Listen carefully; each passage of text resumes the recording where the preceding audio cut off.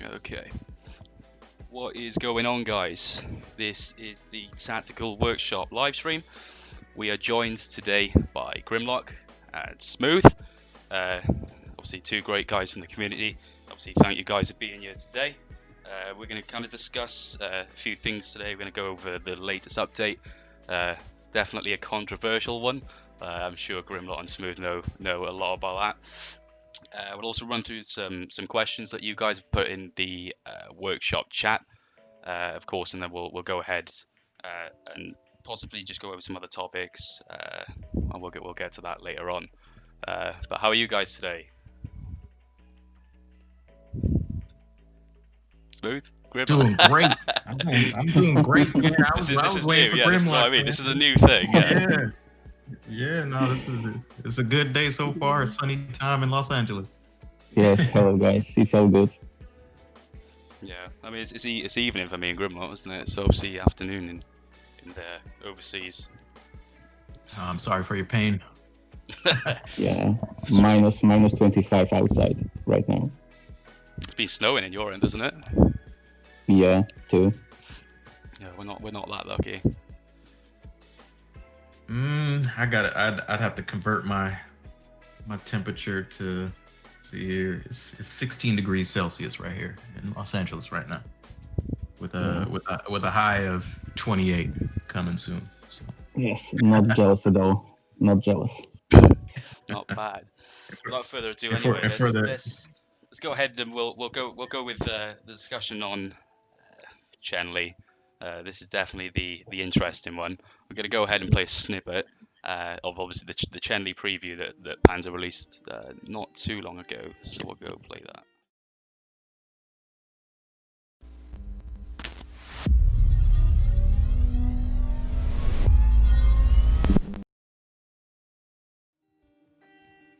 Yeah, I think. Okay, I tell you what, we'll go with Smooth. Let's take a look into your thoughts on Chen-Li and the newest update. On Chen-Li and the newest update. Oh, where to start? Let's go for balancing. The big question, balancing. Is Chen-Li balanced? Is Chen-Li balanced? Well, it's a complicated question, right? So I released a video not too long ago talking about the finer details of Chen-Li and all that kind of stuff, and I went into great detail about a whole lot of stuff. But let me start with saying something that I don't think people realize. I've been playing the game for 2.5 years, something like that, and the entire time I've been playing, adrenaline has been in my loadout every single time, every single loadout I've ever played, almost ever played. So I'm not surprised that an operator like Chen-Li is released. Now, is she balanced? Debatable, right? Because her electrical field goes through walls, has a long range. It's like 12 meters when it's maxed range-wise, and it essentially has the same effect on adrenaline users as Taser, although I think the time is a little bit decreased. It's only a 3-second tase versus I think a 4-second on a regular taser, but don't quote me. And from the electrical field standpoint, I'm actually not too mad at it. It's I think the deflection is indeed a little overpowered, right? Because if somebody can walk around with a shield and kill somebody else without even being in range, like of their secondary or their MAC weapon, and they can kill somebody else like that, I think that's a little overpowered, or that is overpowered. The normal deflection, maybe a little bit. It's not too bad. If you get first shot with SMG or AR or sniper, unless you have a really bad random roll on the deflection, you probably kill her. So it's kind of my general on it. I think it's fair to say there's still some bugs there. I think there's some things that can most likely be slightly adjusted, without going too much into opinion. I think you've got the electric field bug, which goes through walls. I don't think that's supposed to be there in all honesty, but it's there for the moment. I think we'll most likely see that fixed in the next update. If not, that's going to be interesting. But See, here's the thing with it, though. I don't think that's overpowered. That aspect of it. The reason why is if it had a long range and it couldn't go through walls, that means as soon as you turn the corner, I can kill you. But if it goes through walls, no. But if for example, if it goes through walls and you're on a map like Cargo, and I purposely throw a grenade one way, it tases me, then I can use adrenaline and turn the corner the other way so that she either retreats and hits my grenade or she has to fight me one-on-one without her electrical field. So if that wasn't the case, then you would never be able to bait it out, or you would have to bait it out while you're in line of sight of her, which means you're taking damage. Yes. So may I jump in? yeah, let's hear your thoughts. Yeah, Grimlock. Yes. So guys, I asked Dr. Egon some time ago, and I showed him the video about Chanli tasing through the wall, and basically he said that he's gotta ask the team about it, if it's okay, if it's intended to be like this, or this is a bug. So I'm not sure about it because I'm waiting for the response still. But I'm pretty sure it's bugged.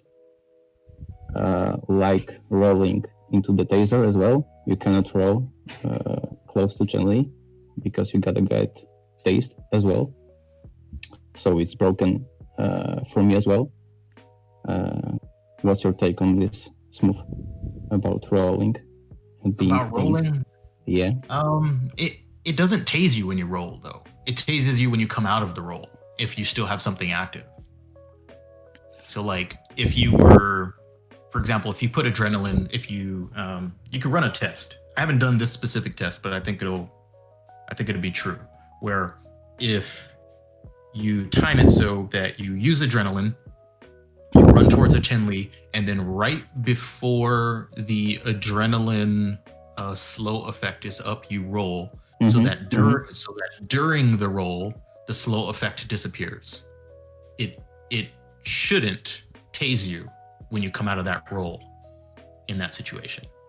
So if that is indeed how it works, I don't think it's broken. Because if you run adrenaline and then you roll, when you come out of the roll, it tases you because it detects that you have the slowdown still on or the adrenaline still active. To me, that's working as intended. I mean, just to throw in on topic, Heroics actually said, just to see what you guys think about this, Heroics said that taser of Chen-Li should be cancelled when you dash. Taser of Chen-Li. So effectively, the taser shouldn't work if you dash. Is his opinion. Dash aka roll, right? Yeah, exactly.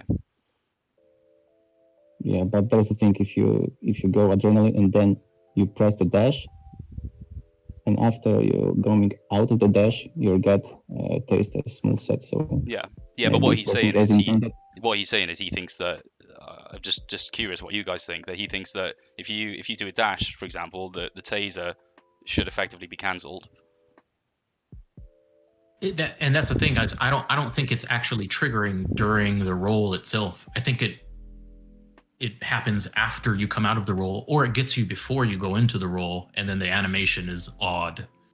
Kind of like a regular taser if you're like falling off the side of a building or the side of like an elevated position or something like that. Yes. Animation is weird on that one for sure.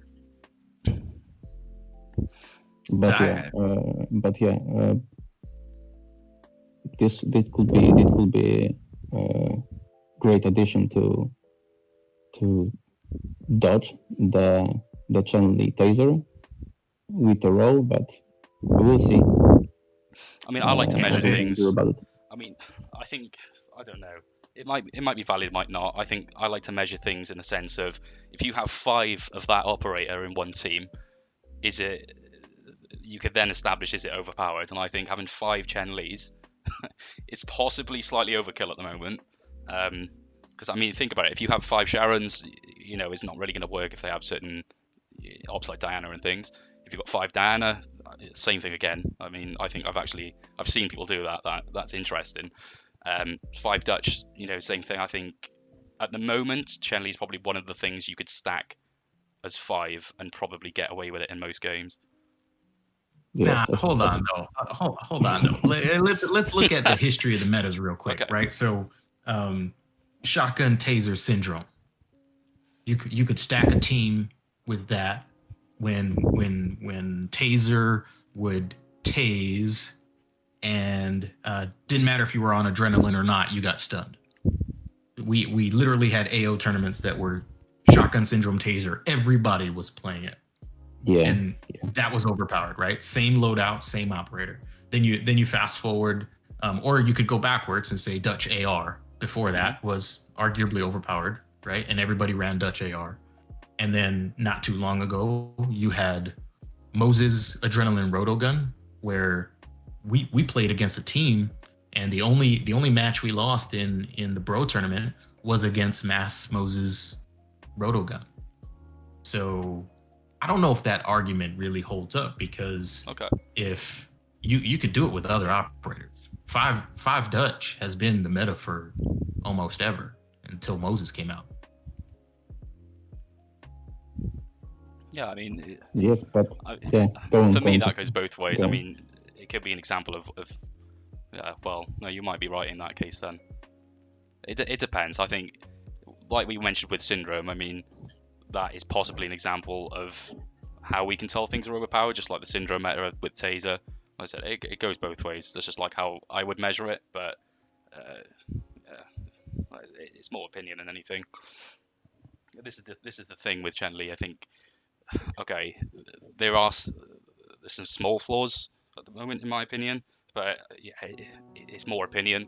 I think the reason a lot of people don't like the update is because of how the dynamics of the game have changed now. I think that she's interrupted a lot of play styles, and I actually don't mind seeing Adrenaline actually get pushed to the side for once. It's actually enjoyable to be able to use more than one different special now, because you'd always have Adrenaline, and then I don't know, RPG, you know, anything like that. It's actually nice to now have to use, you know, different specials essentially.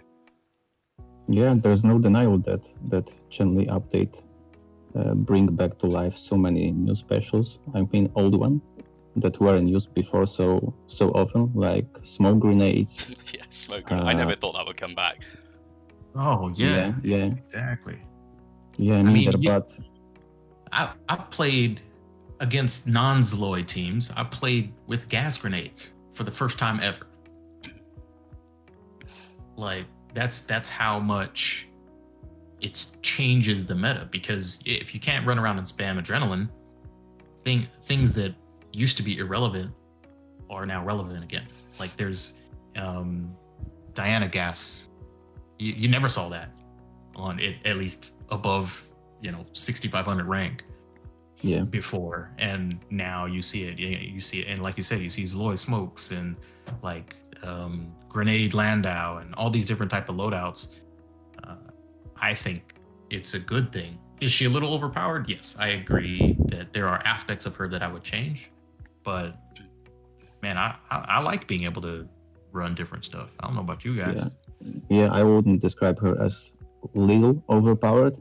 She's completely overpowered to me.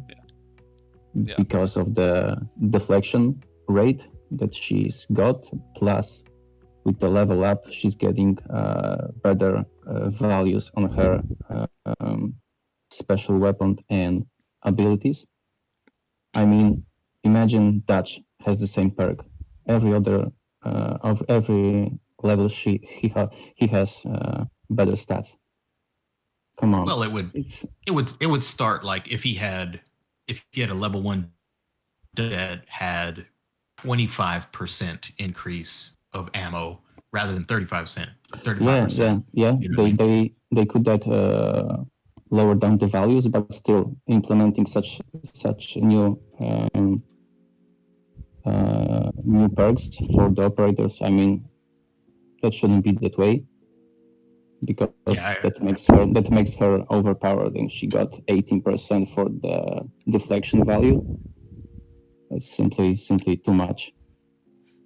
yeah, I think 18% is too high too. And the fact that the shield deflects all the damage, even though she takes a reduced percentage, I think is. I would have thought that was a bug. I haven't asked Aegon purposely, but my thing is there's no counter to adrenaline without Chenli. People can argue Taser, but Taser before this update had a 5.5 meter up range, and that's not a counter. Mm-hmm. Okay. So, But on the other side, the game is much slower now because you cannot spam adrenaline like mad. So I'm not sure that's a good thing. The game getting slow, but we will see. you know, we were talking about that the other day, and I think they should have released the experimental mode in everything. You know what? I completely At the forgot same about time. that. I think they should have did that at the same time, because that game still feels fast when you're playing in experimental mode, regardless of whether or not you're using an adrenaline, because you have a 2-second respawn time when you're attacking. Mm-hmm. I think that's. I'm curious what their end game is. Like, what's the direction? Like, because you could say that deflection is overpowered, and I agree. It's too much at 18%. Yeah. But if they release a flamethrower or a crossbow or some other weapon that isn't bullets, because they specifically call out deflects bullets, like the grenade launcher, for example, then is her deflection really that big of a deal? What if the next 4 weapons they have planned are non-bullet weapons? Mm-hmm. I wouldn't rely so much on the hero description, Smooth. Yeah, it says bullets, but I wouldn't be so sure if it's meant that way. So yeah, I bet that's the way it works. Yeah, I bet they're not done with the prototypes class. It's gonna be more. That's pretty obvious. I've just had a random thought. Maybe. Mm-hmm. Yeah. You remember they used to use before they did the big meta changes about a year ago. You remember they used to use the beta testing application. Now, what's interesting is, do you guys think they should use that before pushing new operators? Because I mean, this would kind of be like a silver lining for the community. I mean, every time they release a new operator, everyone wants to use it. Even the guys, what you would say is, free to play. Let's not even go into that debate. But the free to play guys, they always want to use new operators and things, and they always just want to give it a go. Now, what I'm curious is, would it actually be a good idea for them to actually start increasing the amount of testing before releasing updates? Yes, I totally agree with you on that one. It's just a random thought. I have mixed feelings about that, though. Like, I think the biggest problem with the beta test is it was good that everybody had max stuff, but you're playing against everyone with max stuff. Maybe this is the reason why they made it so limited to begin with, is that they're looking at it, or they're trying to look at it in the real world of Tacticool. Because if you're running around and everybody's using Chenli at the same time, of course it's going to appear unbalanced, because the first 2 weeks of this release, man, like, support and everything else was spammed. Like, the Chenli's too overpowered and everything else. So your first impression is, man, I don't even know how to get around this taser. But if you release it the way they did, and I don't completely agree with the way they did, but if you do that, you get a little bit more balanced feedback, so to speak. So yes, I agree that beta testing is a good thing, but I also think maybe they were being a little bit more clever about testing it, because once they put it in op kits, maybe they change a few things before they do that. Yeah, because they've learned something in between then and now. I think you made a good point. I mean, with the last beta, I mean, without going too much off topic, with the last beta testing, I think, like what you said, with it actually not being a real representation of the actual environment when you're queuing for matchmaking, Because not everyone's going to be, like you said, running around with level 12 Dutches and things. So it's hard to tell what's balanced based off that. I think that was the reason why the last meta, I mean, that's kind of irrelevant now, why the last meta was actually so bad, because we saw that UU got nerfed to oblivion. AR was just put in the drain, essentially. SMG kind of got an overbuff, I think. That's it. It's slightly irrelevant, but I think, yeah, that would make sense. You actually make a really good point there.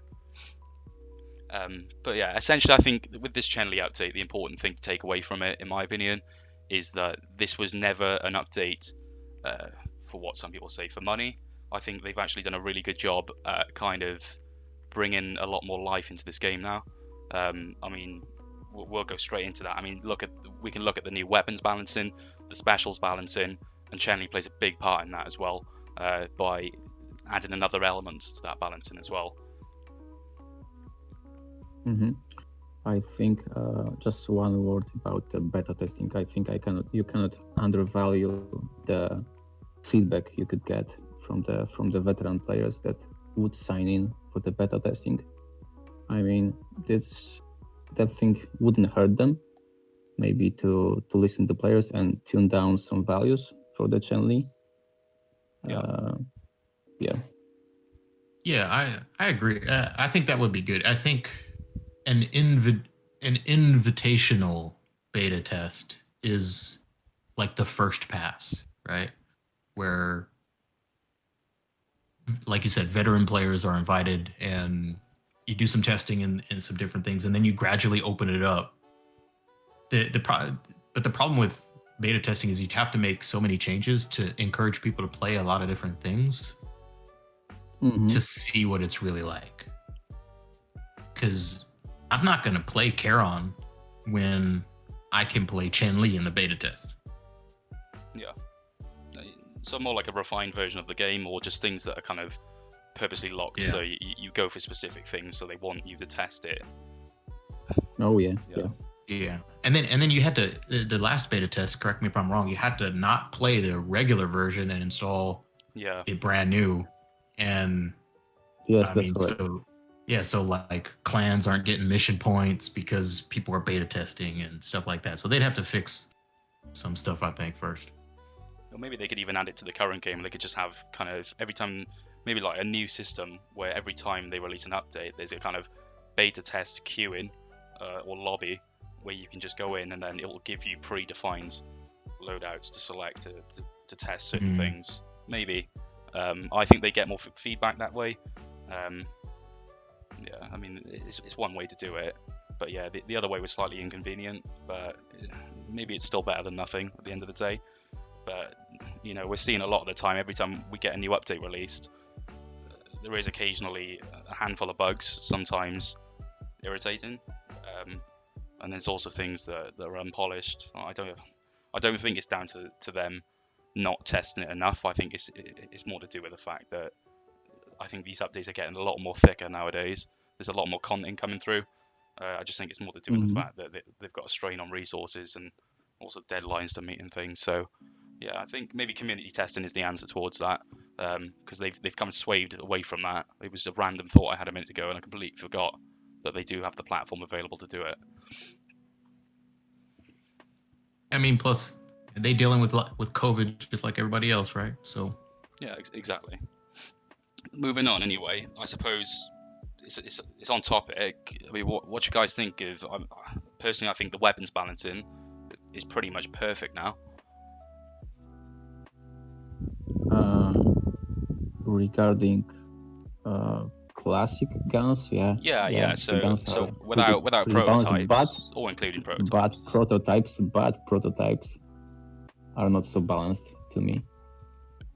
What do you think is unbalanced? What? Explain. I gotta hear this.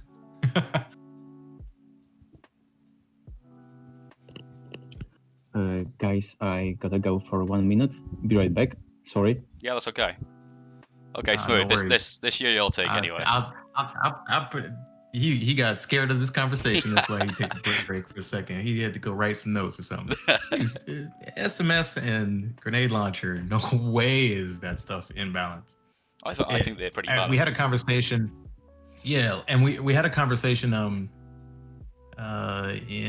within our team not too long ago, and I asked the question to everyone: what are the 3 weapons in the game that require the most skill? Not skill in general, the most skill.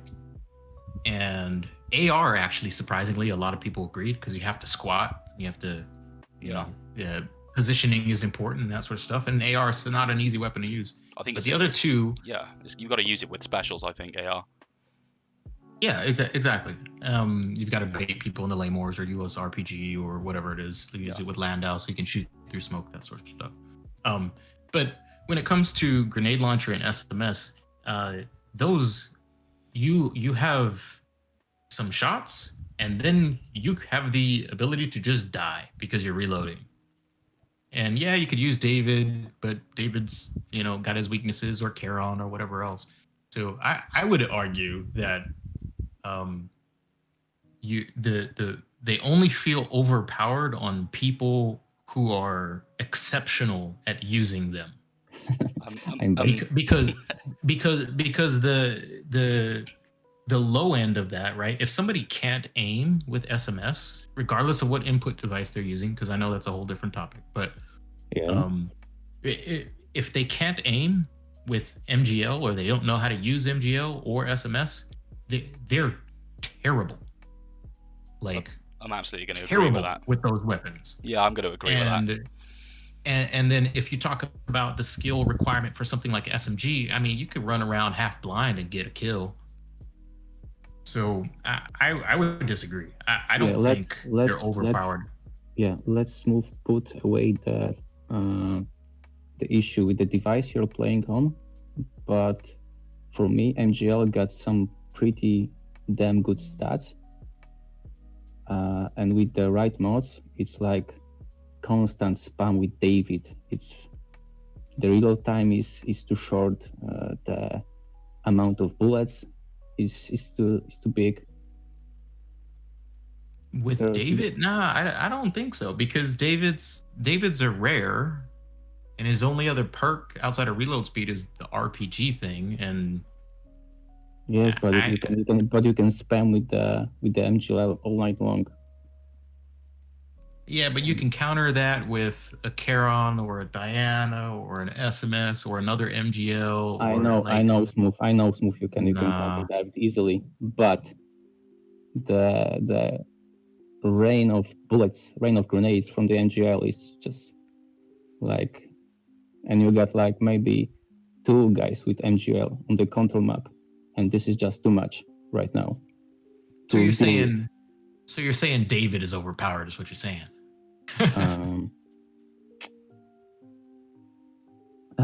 Maybe not David, but 2 MGLs combined, maybe with 1 David or 1 Charon or Diana. This is the thing that it's pretty hard to beat right now on the control maps. On control maps. Yeah, I'm not talking about the back maps. That's a pretty big asterisk at the end, man. Okay, so we've got someone, so SP Davis in the chat said grenade launcher paired with taser. Do we think that's overpowered? Yeah. I don't think so. I think that's a good pairing, right? Because you have a long range weapon that is also capable of short range if you know how to use it right. But then you have some kind of defensive mechanic to help you, right? So when I first started playing MGL, Laymores was really appealing because I could use positioning to my advantage. Yeah. And that was my defensive mechanic, right? But if you switch it to taser, then yeah, you have a taser, but that tase has a 12-second cooldown or something like that, and then you have to reload for between 2 and 4 seconds depending on what operator you have. I don't view that as overpowered. That's a huge window in the game to kill someone. I think this is the pretty big topic to handle on the one podcast, I think. But interesting one for sure, to talk about tactics and approaches to the control games right now, because of the popularity with the MGLs and Chen-Li builds right now. But yeah, that's an interesting one for sure. I think I think another reason why I don't think it's too overpowered is even though weapon mods make a really big difference on prototypes, they aren't game breaking differences. Like somebody with a purple or orange grenade launcher can be just as effective with like a David, for example. So the price to entry as far as trying to counter it with the same weapon, I think is a little bit more feasible. What were you talking, like 2.7 million silver and then whatever it costs for orange mods or purples or whatever, versus trying to counter like a full gold sniper rifle or something like that. Yeah, grenade is grenade. If you aim perfectly, it doesn't matter what mods you have. So yeah. Okay, let's check out this. Let's discuss ops balancing just in the latest update, and then we'll go ahead and check some questions that we've got from the community as well. Yeah. Whoever wants to talk about it. Yeah, let me say something. So I really like the balance across the epics, but man, the rares feel like they are weak. Yeah, super weak right now. No, yeah, you're spot on there. I don't know what they could do about it either. Like, in my opinion, outside of Charon, because I think he's a little underpowered simply because of the current meta. Not really no fault of his own. It's just kind of everybody's playing Zloya right now, or Moses Shield or whatever else. But man, I can't find a reason to use Joe, and that's the first. This is the first time I said that. And I'm talking like Ultra Max, playing against tournament teams type of stuff. I think Joe's the strongest weak, Bard's weak. But I think David is the strongest rare. Yeah, if you've got like a 12 Moses, 12 Chen-Li, and I don't know, like a 12 Dutch, I don't really see a need for him. I think I'll agree with that. But for most players who can't, they can't either afford to have some of, all of their epics upgraded, or they're just kind of playing with rares. I think Joe is a viable rare, but I think I'd agree in the fact that they either need to release a new rare. So I don't know why they're not getting attention. We've got 7 epics now and something like 6. What's it? 5 rares, I think. Yeah, more rares and more uniqueness to the rares. Like the bullet thing on Joe, or the before Syndrome was nerfed. It was unique to those operators, so I liked that aspect of it. I mean, David is, in my opinion, the best rare right now because of his use with prototypes. So if they had more unique stuff like that could apply to different weapons, or they change some of the mechanics of the rares, maybe. But right now they don't feel balanced at all. No. Yeah, before the Chen-Li update, I think the best rare to go with was Joe. And Joe was pretty damn good with shotgun, but now it falls apart when you compare Joe with the new Zloy, with improved dash and improved gas tank. You just cannot play Joe right now with shotgun.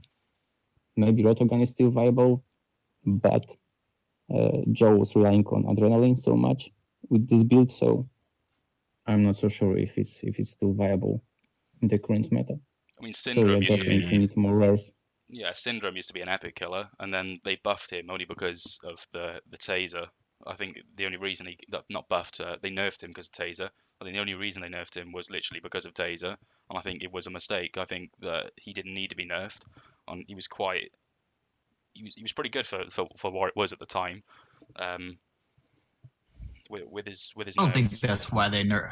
I don't think that's why they nerfed him. I think he just had so much health at the time that he felt like an epic, and for the cost of a rare, it was a little too much. In my opinion, they could remove that nerf right now from Syndrome, and it would not break the game. It would not be a problem, and it would not feel overpowered. It would be perfectly fine right now. Do you think they're already? Carry on, sorry. Oh no, I was going to point out too. two comments from SP Davison and Josh W. where Yeah, go for it. they should buff the rare's health or have higher levels to get higher health. Completely agree. Those are great ideas. If rares had higher health than they do now, like a Joe with 7,500 health, 7,800 health, yo, that becomes way more appealing. I think that's definitely something interesting to consider. Do you think the reason they've not done anything yet is because they're already working on something for rares? Because we've not had a new kind of rare operator for I don't know how long. What was the last rare they released? It was like 2 years ago now, something like that. I think I got some pretty original point of view to the rares. Okay. I think all the changes they made to the rares were based on business decisions. I think because they focused on the epics, not on rares. So they nerfed the syndrome, the best operator in rare category, and then like most of the guys went for the epics, right? That's kind of true. Because syndrome wasn't good enough, so you gotta spend more and went to the epics category, right? It's business. Yeah, a lot of people were just like fully content with playing with syndrome, and that's it. That's true. Yeah. Yeah, I think I'll agree with that as well. I think partly business decisions. I think this is probably something. I mean, a lot of people don't either like to talk about, but either doesn't get talked about, or there's people who just love talking about it all the time. I think there's no middle ground. You either don't want to talk about it because you're kind of part of. Okay, this is a bad way to put it, but part of the problem, or you just want to keep talking about it because, for example, you just don't want to spend money in the game. Um, Yeah, I think maybe that's the reason why they've not touched rares as such. I think there's definitely incentives to purchase epics and upgrade those. That's where most of the money is in the game. That's just how the game works. Um, Yeah, but but idea that Smooth was referring to about the special abilities, special unique abilities for rares. Yeah, that could be interesting for sure. anything else you Yeah, guys want to add? the reload speed on David is the perfect example. Like nobody else has reload speed, and it makes that rare still usable in the top tier. Joe used to be like that. He's just his health is a little small for the current meta. But there's not too many other rares that have that anymore. I think that's what they need to focus on is more unique abilities for rares. I agree. So that I still would use David in a loadout, even though I've got everything else unlocked. So Yeah, I mean, we are on the. I'm going to pull So something we that are. Josh W has said from the chat quickly. So he said obviously he says spends money in the game, but he thinks that the guys who don't spend money they need more from the devs. And I mean I think that they've done a lot more for people who don't spend in the last year, since the game has kind of been around. Uh, the issue is a lot of the things they've done we don't see because we're already part of the crowd who spend. The guys who don't spend, they introduced that kind of competition thing.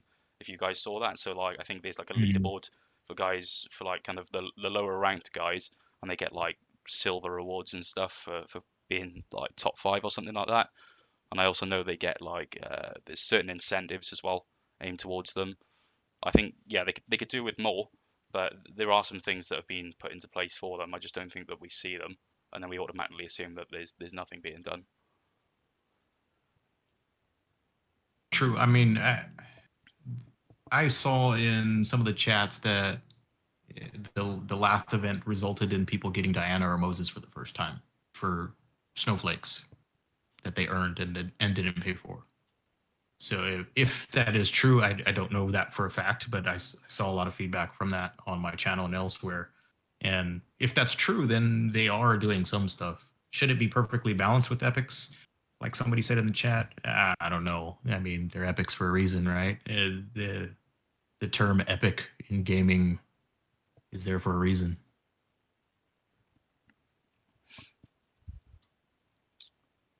No, no, I completely agree. Okay, what we're going to do is we're going to switch over to some questions. We're actually about 40 minutes in. That's kind of flown. Yeah, we're gonna run some questions. We're gonna kind of answer some of the questions you guys had to ask, and then we'll kind of run through some free topics. I know that I think Smooth, you've got some things you want to kind of talk about, and then we'll go ahead and do that, and then we might take some more questions at the end. We'll see how much time we've got left. Let me just run Let's through do a it. few comments here.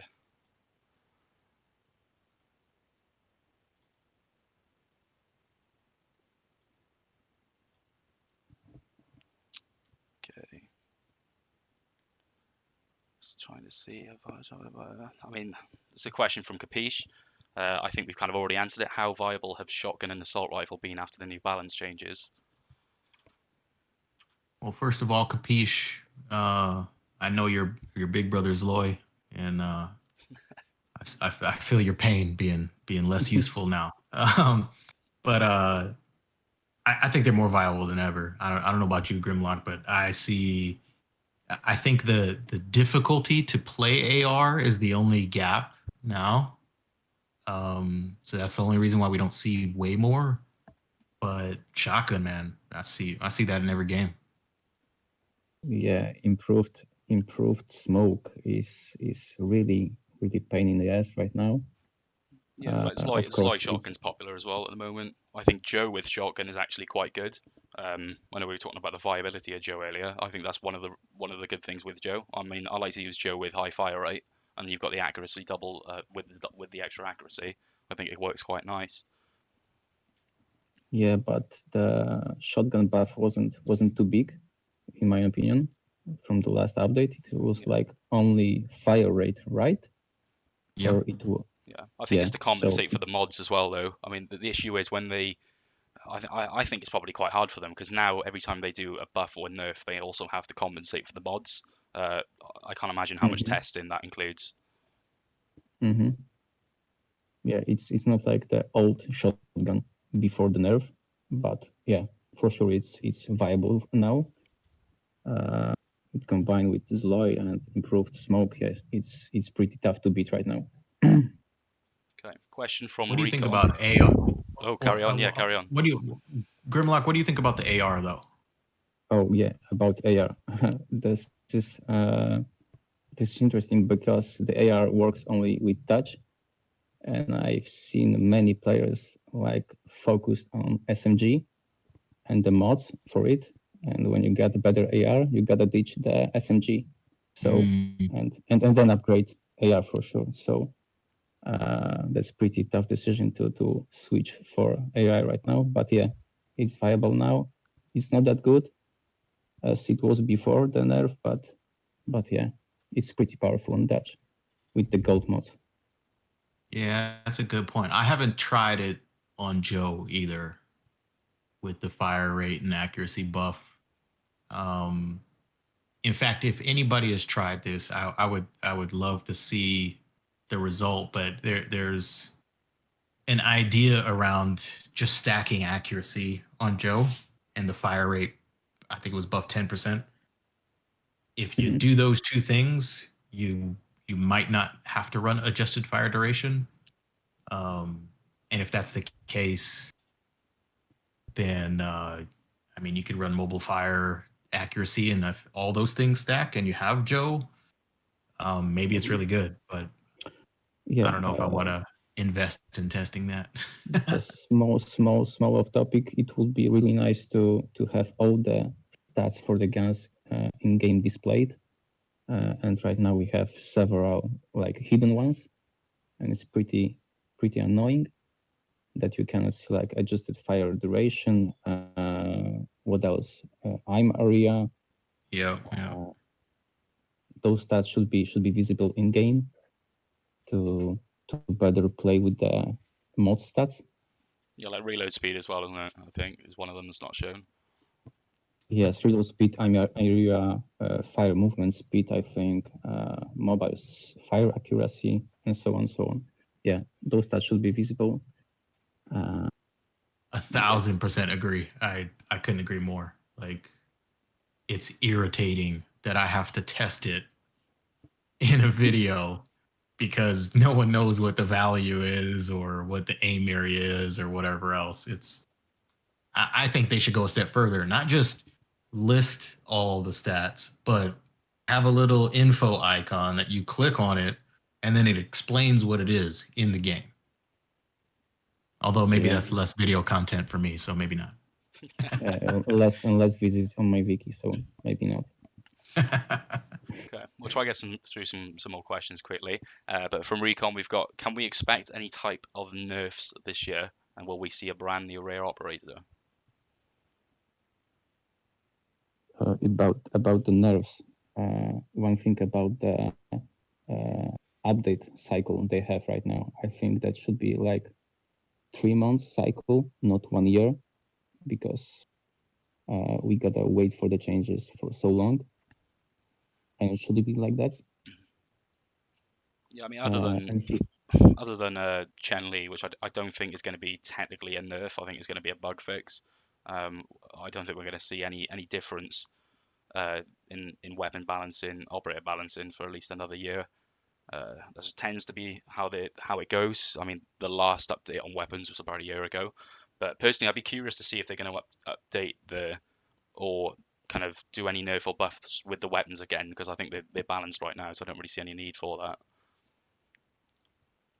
Yeah, Mm-hmm. I don't think they're gonna go crazy with nerfs, to be honest. I wouldn't be surprised though if there was a new rare that was introduced. It'd be nice. It could even be next and then or in combination with another prototype, for example. I mean, after Moses was released, I was certain the next one was going to be a rare. I was like, there's no way they're going to add another epic. You know, seven of them.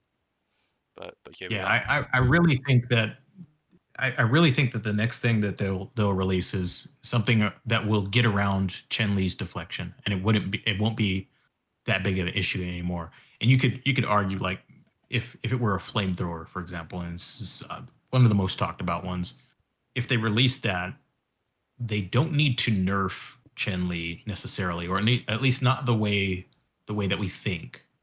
And then it's really hard to shoot and smoke and stuff like that. So that allows more of that. So it changes the mass Zloy response that we've seen in the buff and smoke. So I'm very curious about the next release and the next prototype or weapon or special or whatever it'll be, because I would not be surprised if they release Chen Li the way she is, knowing that the next release is going to be a certain way, just like they did with Moses.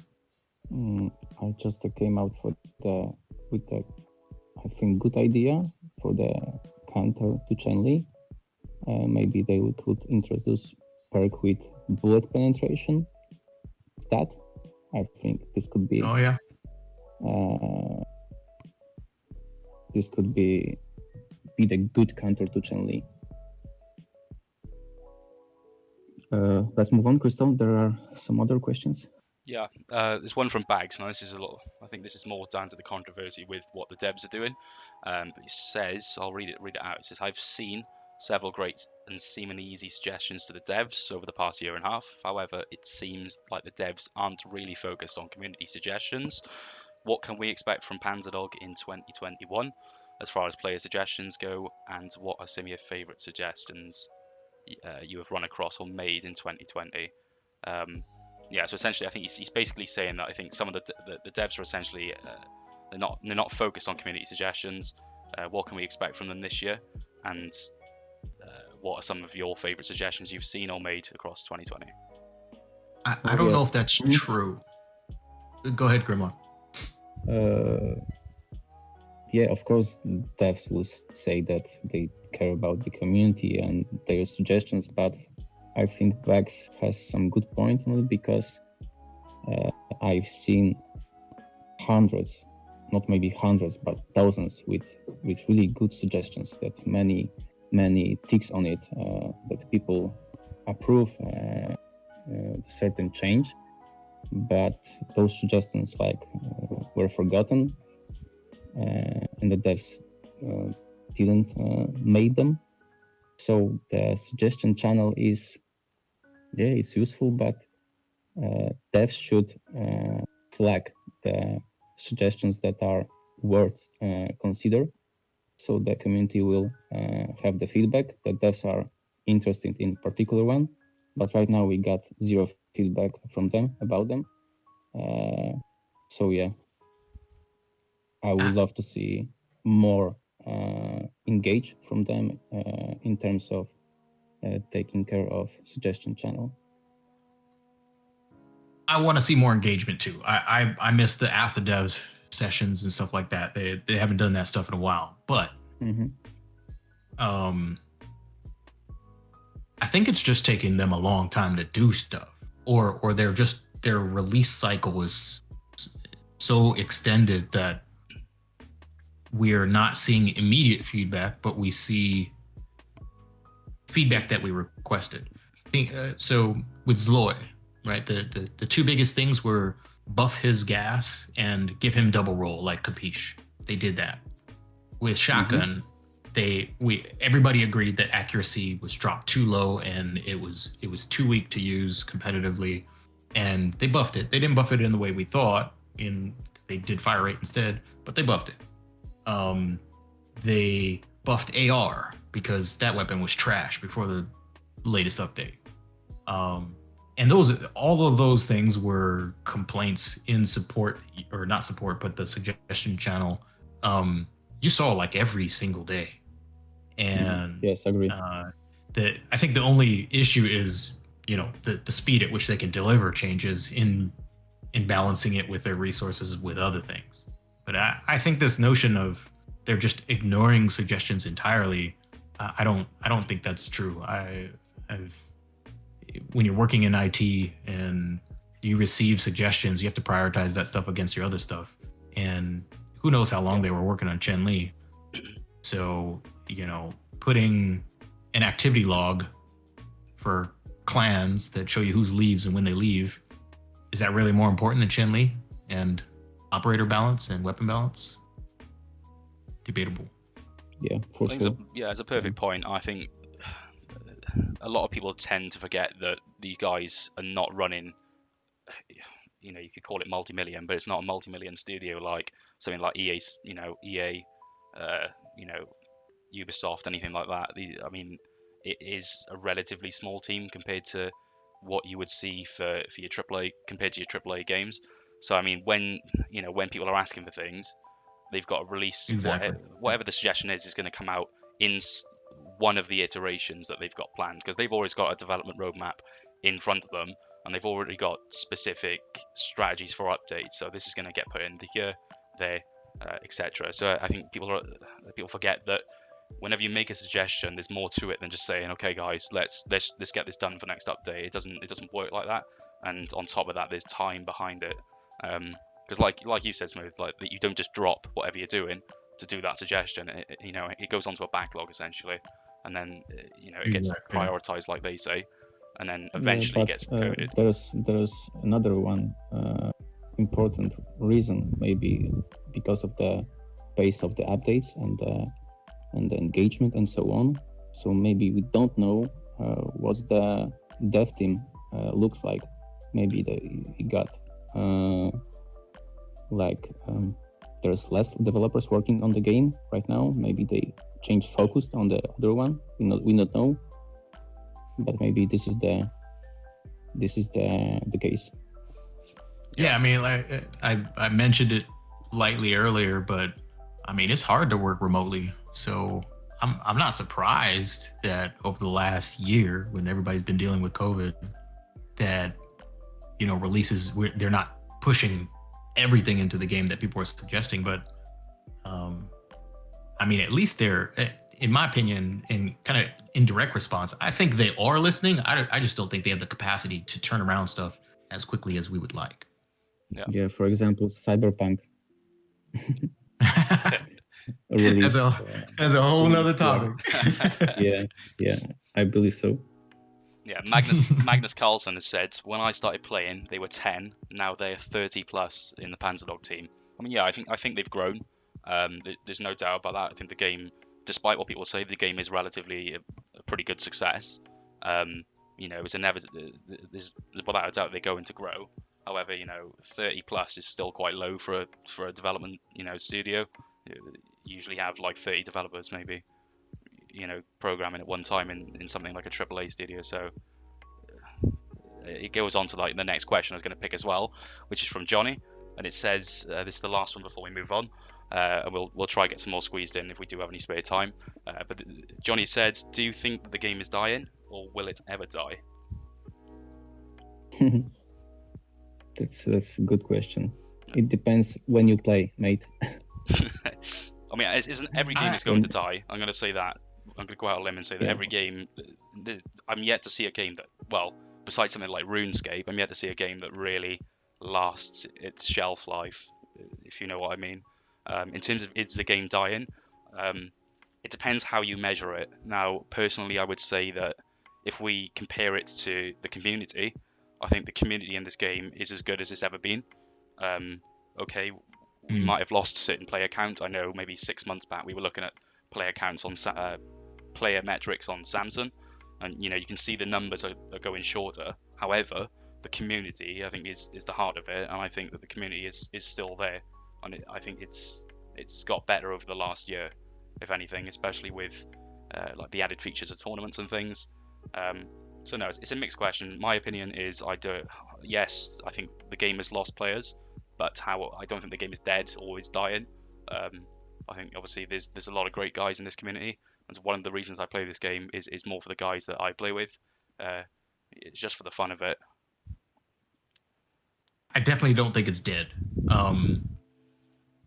We were looking at the event with the snowflakes, this last event, and I was about to refer to the same thing as if you looked at the leaderboard, that leaderboard went like 100,000 people deep. Now, is that less than before? Probably, but when you ask me a question, is it dead? Nah, I don't think so. I think in certain regions have lost more players than others, though. But I mean, pretty much any time of day, depending on what server you're playing, you can find games. So I don't think so. I would love to see more that attracted new players, but I don't think it's dead. Yeah, I think the leaderboard's a good measurement. I mean, I spent, to be honest, maybe something like £150 on the New Year's update, and I was 3,000 out of however many. That's quite insane. Yeah, and if you made a new account during the Snowflake thing and you just played a couple of games, you were in the hundreds of thousands rank. So, I mean, granted, you're not.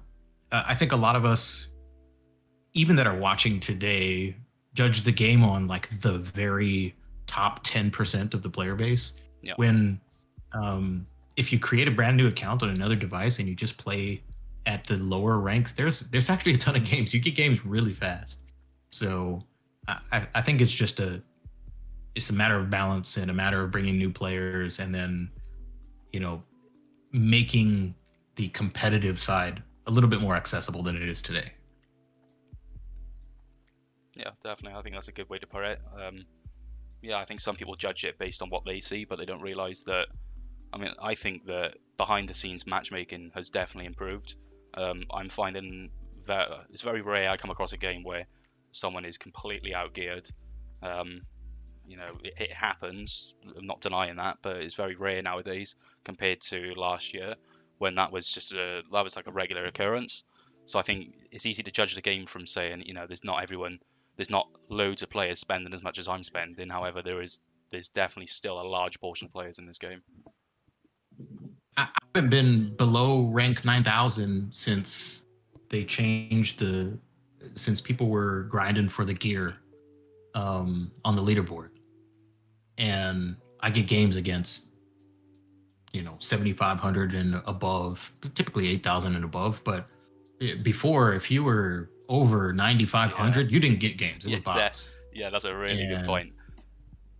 Oh man, it's so I hate dropping rank. It's terrible. I hate it. I hope they completely get rid of it. Yeah, I think they've kind of fixed it, but I still think they're trying to cling on to it. I think they do need to replace it. However, they've definitely improved it because, like you said, if you hit 7,000 before or 7,500, you're going to be dropping for maybe like an hour just to get games again. Whereas now, Oh, it's everyone spread across all of the ranks now. you remember what 8,500 was like? Jeez. Like Yeah, an hour to that's get a why game. that's why they introduced the ranking, the event, right? To Yeah, prevent I people think to prevent people from the ranking.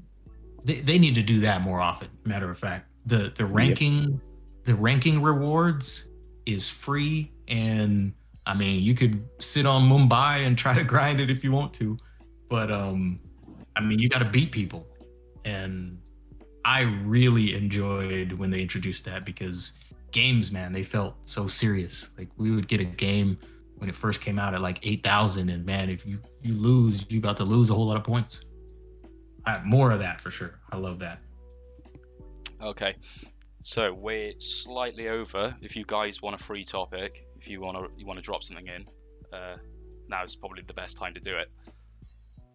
Oh, there was a small question from Tetabird about API from the developers to make like an app with stats from the game. We'll do we'll do maybe like two more questions at the end if you want. But this is probably if Okay. either you or Smooth want a topic, free topic to talk about. I think we touched on, well, we didn't touch on it today, like talking about it, but we have it here, and that's a battle royale mode. Man, I think that would be amazing. Imagine this for a second. Like you're with your team or whoever or your squad, and you know there's other teams on, and it's the time everybody plays. You're in a group of 5, and then it puts you into, instead of a control match and instead of an experimental bag match or whatever, it puts you in battle royale, and it's a free for all. 10 people, most kills wins the game. How awesome would that be? Like, I know I would talk mad trash on Discord because I'm already on Discord with the team, and it's like a break from the normal dynamics of the game where it has to be 5-on-5. Your loadouts would be totally different to be successful. Man, I would love a mode like that, and they could do it like only on Monday through Wednesday or something. So it's like you got zombies on the weekend, and then Monday through Wednesday you've got random battle royales, and then Thursday through Friday are just regular or something like that. Man, Oh it would yeah, be. so they confirmed the battle royale on June that they are working on it, and they Really? described as they announced it like long ago. Long-term plans. Yes, yeah, described as long-term plans. So I can read it.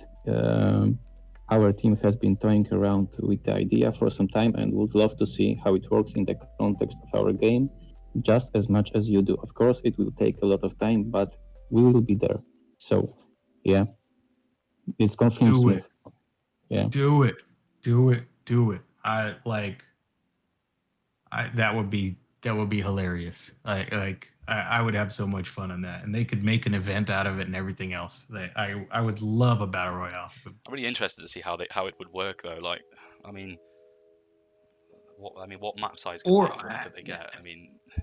I mean, their game names are a little bit odd. So if they're talking about like 10-on-10 or 15-on-15, that's cool as well. I'm more talking about free for all battle royale where there's only one winner at the end of the game, and there's 10 people playing. Whoever gets the most kills. What I think would be interesting is if they removed the auto shoot capability, and then there was a button to shoot only specifically for battle royale. that would be interesting. Add friendly fire to, and I'm with it. I remember that. Yeah, it was before my time, but man, talk about something that would change the dynamics of the game. I think it's a good idea. I'd love to see it. I'm really interested to see how they're planning to implement it. I'm a bit concerned as to how long it's going to take them to do that, though, when they say long term, because long term in Panzer Dog's terms could be a generation. rumors about 2 operators released a year, at least epics. Who knows if that includes rares or not. So I mean, if in summertime they came out with it, or I mean, even if we had to wait as long as winter, as long as there's more content and more events, then I'm not gonna be hurt over waiting for a new game mode, because those types of things take time to put together for sure. In all fairness, though, look how quick they. Do you remember they released the team deathmatch game mode, and then I think it was about a month later they had the aircraft map right after it. That was quite quick, but Yeah, we never yeah. expected a They second need more. map. We need more maps for team match for sure. Oh yeah, I'm not sure why they And never we made need, aircraft. I and made a we need suggestion for it. experimental maps, and we need experimental mode enabled on all of them. Oh yeah, we could talk about that too, because man, experimental mode is so much better than the regular game mode. Yeah, for sure. I would just lower the cooldown when you're defending the bag from 6 to maybe 4.5, because 6 is too long. But apart from that, this mode is awesome. I actually think it should be scaled based on the map size, because it's a 8 or 9 second respawn timer on defense when you have the bag, right? Yeah, Not a something- 6. It's long. And yeah, it's like, I think it's like 8 seconds or 9 seconds. And on cargo ship, oh my god, that feels like an eternity. like you can take the bag and run all the way back to the other spawn in 9 seconds. Yeah, it's a very And small map. that feels too long. But if they scaled it based on map size, so on cargo it's like a 5 second or 4 second or whatever, and you still keep the 2 second respawn on the attacking team, then I would like to see that. And there's also what seems to be a bug where if you're defending and your team drops the bag, or the bag carrier gets killed and then you die, you still get that long respawn time even if the attacking team picked up the bag. So I think there's a little bit of room for improvement there as well. But outside of those 2 things, because that's nitpicking, I think that mode is superior to everything that we see elsewhere. What I've just realised is that's actually, we're technically beta testing this new experimental, thinking about it. Something to relate back to what we mentioned earlier. Yep. Yeah, that's really, I didn't even realise that as well. Yeah. So I wonder if they could just do that for most, I mean, for large updates. But yeah, in terms of experimental, I think I mean, the point is it's experimental. I think there's some things that need to improve with it, but overall, I'd be happy to see that replace the current kind of deathmatch situation, or whatever they've called it now.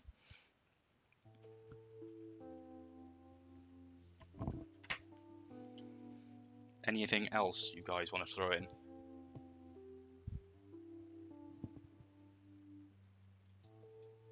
My team won the Bro tournament. Since I'm talking to 2 Valhalla guys, and I know Ika's out there watching.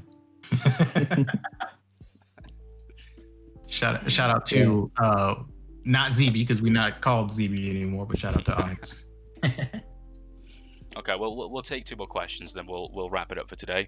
We're about, I think we're too much over. We're about 20 minutes over, but that should be okay as long as you guys are okay with it. Yeah, should it? Sweet. I'm good. Let's go. All right. Have you guys got the chat? I mean, you're free to pick out questions if you want to pick one out. Was it? Theta Birds. You said you wanted a, wasn't it, Grim? Oh yeah, I can refer to that one. Okay. Yeah. This is so one. The Theta Bird. So the Theta Bird asked about the API. API is a system that pulls data from the database, and you can throw it to the website and browse it, filter, sort it, all sorts of kinds. And he asked about API for the stats from Tacticool about the players. And the devs said that they got no plans to implement such API and allow web developers to use it. So yeah, it's maybe that something from the future. I believe it would be cool to use it, but they got no plans to make it. Yeah, I mean, with the thing is, I mean, like you said, one of his questions was, what do you think about the future of tactical related third-party developers? If we just kind of generalize that and say, what do you think about maybe the community? I mean, the thing is, I mean, I've spoken to some of the guys from Panzer, and they've said that they're trying to get a lot more engagement with the community lately. So possibly we might see, a lot more collaboration between them and communities like ours, content creators like Smooth, and obviously, of course, your Wiki Grim. But yeah, I think they do need. It would be nice to see them kind of engage with the community a little bit more in terms of obviously, not clans but actual communities within the game. The API issue is, I think, with the database, it's more of a security thing than anything. I think it's too much work for them, to be honest with you. And like what Smooth said earlier, they've got other things. Well, they've already got like a roadmap of things, and then they're adding suggestions. I think having someone manage, you know, parts of things that are getting given out to the community in terms of like back end systems is probably a bit overkill for who they've got on the team. This is at least what I think anyway. So in relation to that, I don't think it's really going to happen. I'm not surprised. I mean, when you look at the ROI or return on investment on APIs, you've got to find a way to make money off of it. Yeah. And I don't think they're going to benefit from it. So it'd be more. Yeah. What kind of business model are going to use on a mobile platform API setup? I don't see it happening. I'm not surprised at it. I think it would be cool to be able to, see all kinds of stats in different ways, but. To wrap this ticket, I think they are always stingy about sharing the numbers with the community. So I think it's not going to happen. Yeah, I mean, we struggle with comms with them already. So I mean, trying to get something like that would be a godsend, really. Yeah. But yeah, shout out 30 Birds, Tactical Generator. Go check it out. It's a great resource. It's super cool. It would be lovely to have the API so you could get automatic placements, but I don't think personally it's going to happen. If it does, then even better, basically. Probably got one or two more questions. Let's have a look quickly.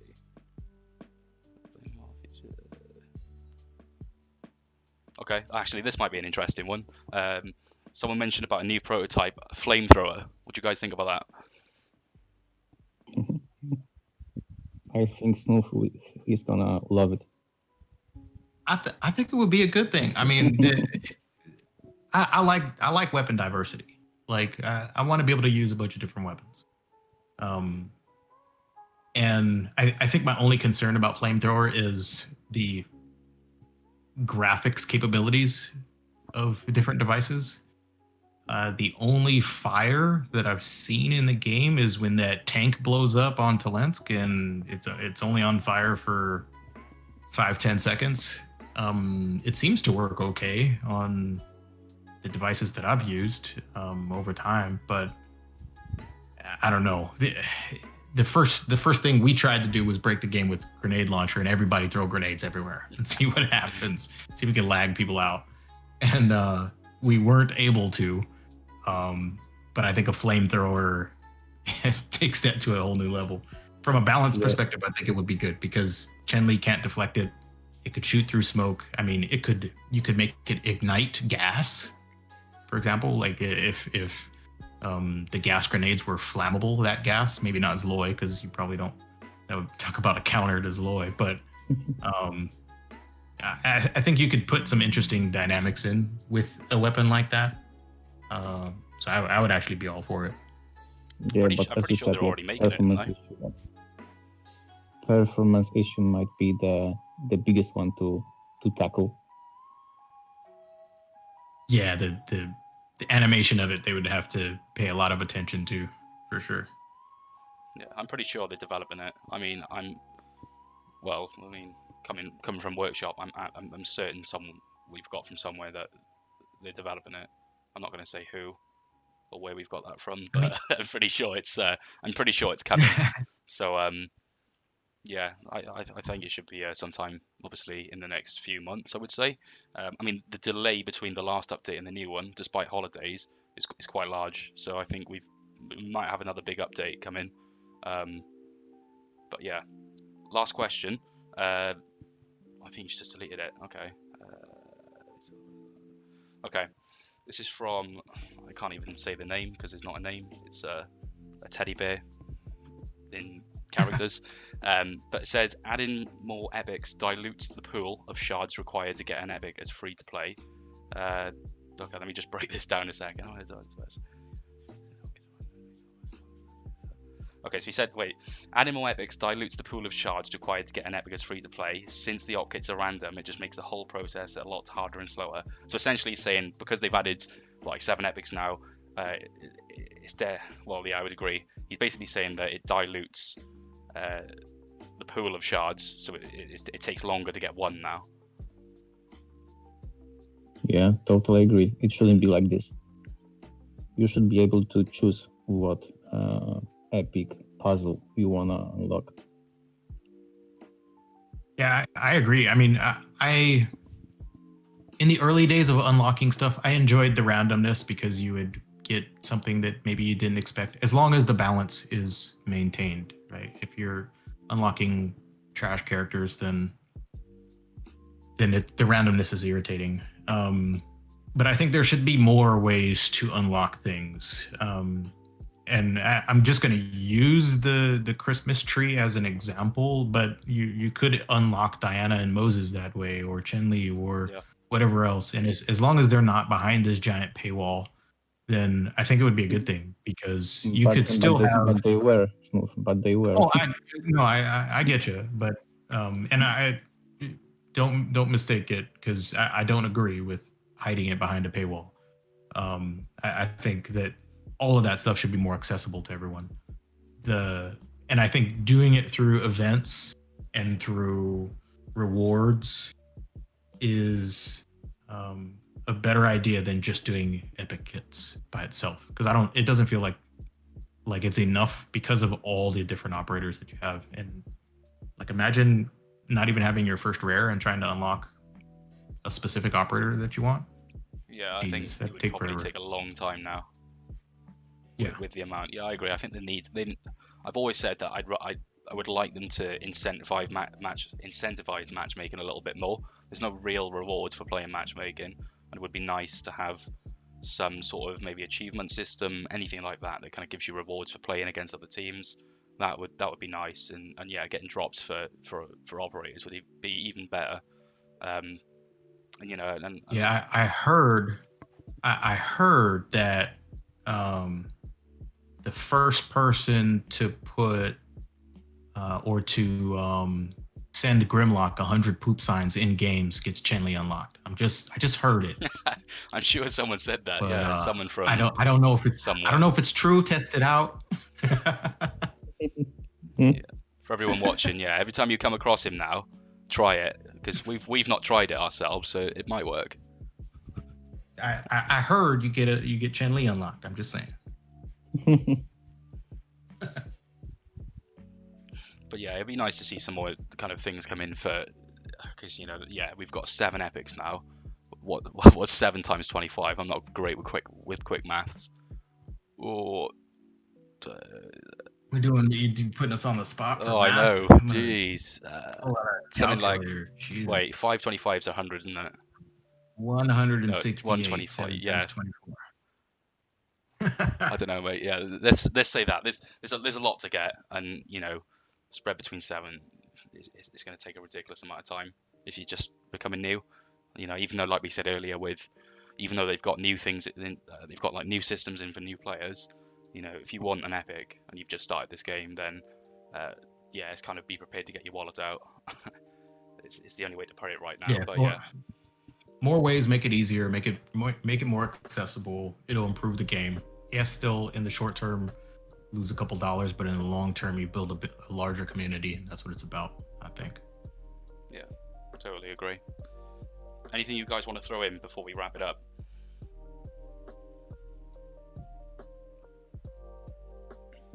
Grim, Smooth, nothing? Come again? Come again? Anything else you want to throw in before we wrap it up today? Tonight? This afternoon? No, man, we covered a ton. Yeah, we've covered a lot. I mean, we've even gone over. But yeah, it's been pretty fun. Of course, obviously, thank you guys for being on. We're gonna, if you guys want to follow Smooth, his YouTube content is fantastic. He covers everything in game mechanics, tests them all before we even get the stats released. He even gets the stats before us, which is phenomenal. I think that comes from his own pocket, though, doesn't it? It does. It does. But yeah, we'll put a link to his channel in the description. If you guys liked this kind of thing we've done today, then let us know. We might even do another one again, even with other content creators. It all depends on your feedback. If you've got any feedback, then of course leave that too. Check out Grimloks Wiki as well. They've got everything on there you would ever need. And if there's something you don't have, then you can always ask us, and I will pester Grimlok, and he will probably cry. But But yeah, obviously, thanks everyone today for tuning in. We did have quite a few people watching. The uploads will go on replay. So if you guys want to watch it back, you want to check anything we've said, or you want to criticize us or take the mic, then it's going to be most likely up on Smooth's channel, and I may upload it to ours. I'm gonna see what I'm gonna do in terms of that. But yeah, thank you guys. Sounds good. Thanks for having us. Thank you, Crystal. It was awesome. See you in game. Take care, guys. See you. Take care. See you.